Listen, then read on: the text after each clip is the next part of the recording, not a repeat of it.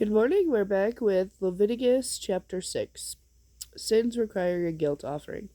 And the Lord said to Moses, suppose some of the people sin against the Lord, falsely telling their neighbor that an item entrusted to their safekeeping has been lost or stolen.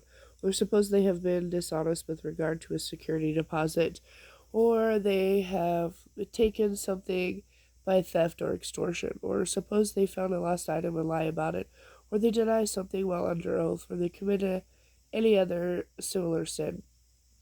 If they have sinned in any of these ways and are guilty, they must give back whatever they have taken by theft or extortion, whether a security deposit or property entrusted to them, or a lost object that they claimed as their own, or anything gained by swearing falsely. When they realize their guilt, they must restore the principal amount plus a penalty of 20% to the person they have harmed. They must then bring a guilt offering to the priest, who will present it to the Lord. This offering must be a ram with no physical defects or the animal's equivalent value in silver.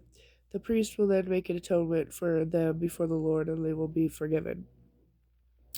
Further instructions for the burnt offering.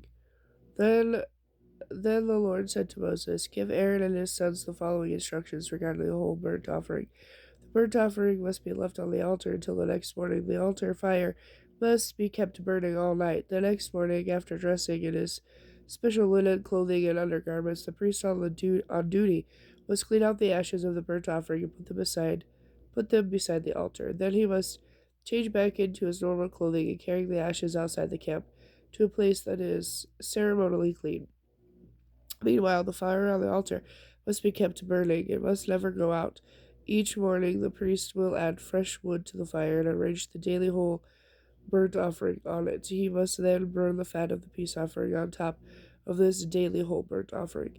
Remember, the fire must be kept burning on the altar at all times. It must never go out.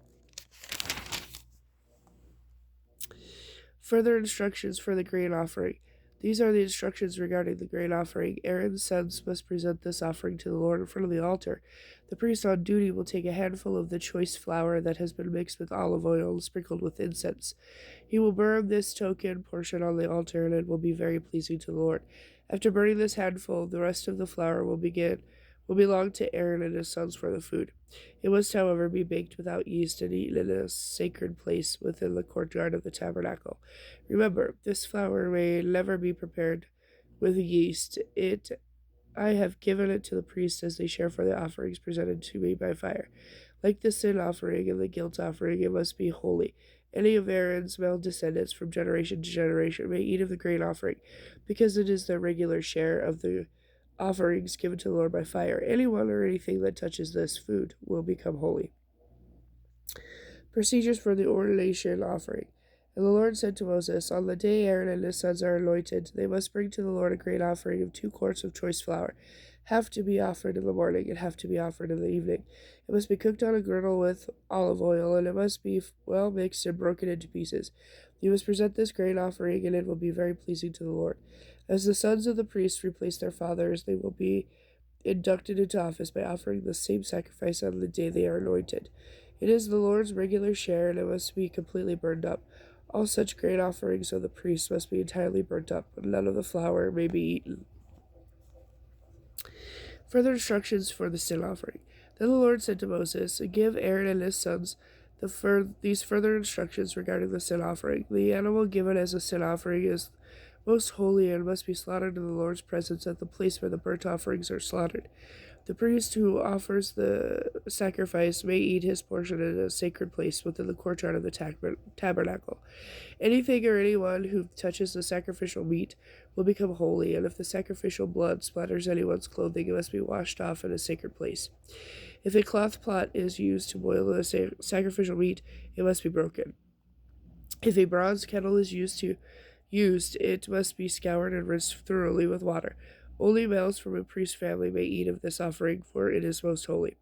If, however, the blood of the sin offering has been taken into the tabernacle to make anointment in the holy place for the people's sins, none of that animal's meat may be eaten. It must be completely burned up.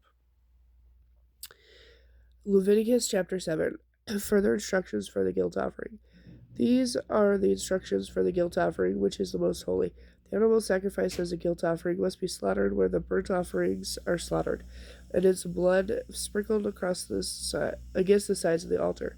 The priest will then offer all its fat on the altar, including the fat from the tail, the fat from the internal organs, the two kidneys with the fat around them near the loins, and the lobe of the liver, which is to be removed from the kidneys. The priest will burn these parts on the altar as an offering to the Lord made by fire. It is a guilt offering. All males from the priest's family may eat the meat, and it must be eaten in a sacred place, for it is most holy. For both the sin offerings and the guilt offerings, the meat or the sacred animal belongs to the priest in charge of the atonement ceremony. In this case of the whole burnt offering, the hide of the sacrificial animal also belongs to the priest. Any grain offering that has been baked in the oven, prepared in a pan, or cooked on the griddle belongs to the priest who prepares it. All other grain offerings, whether flour mixed with olive oil or dry flour, are to be shared amongst all the priests and their sons. Further instructions for the peace offering. These are the instructions regarding the different kinds of peace offerings that may be presented to the Lord. If you present your peace offering as a thanksgiving offering, the usual animal must be accompanied by various kinds of bread, loaves, wafers, and cakes, all made without yeast and soaked with olive oil. This peace offering of thanksgiving must also be accompanied by loaves of yeast bread. One of each kind of bread must be presented as a gift to the Lord. This bread will then belong to the priest who sprinkles the altar with blood from the sacrificed animal. The animal's meat must be eaten on the same day it is offered, and none of it must be saved for the next morning.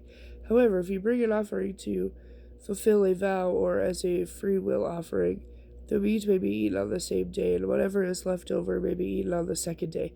But anything left over until the third day must be completely burned up.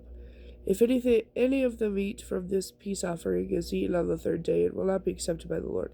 It will have no value as a sacrifice, and you will receive no credit for bringing it as an offering. By then, the meat will be contaminated if you eat it. You will have to answer for your sin. Meat that touches anything ceremonially unclean may not be eaten. It must be completely burnt up. And as for meat that may be eaten, it may only be eaten by people who are ceremonially clean. Anyone who is ceremonially unclean but eats meat from a peace offering that was presented to the Lord must be cut off from the community. If anyone touches anything that is unclean, whether it is whether it is a human defilement or an unclean animal, and then eats meat from the Lord's sacrifices, that person must be cut off from the community. The forbidden blood and fat. Then the Lord said to Moses, "Give the Israelites these instructions. You must never eat fat, whether from oxen or sheep or goats. The fat of an animal found dead or killed by a wild animal may never be eaten, though it may be used for any other purpose. Anyone who eats fat from an offering given to the Lord by fire must be cut off from the community. Even in your homes, you must never eat the blood of any bird or animal. Anyone who eats blood must be cut off from the community." Okay, with that, I'm going to stop because chapter 7 is a little bit longer and I don't think I have time to fit that in. So I will come back with part 2.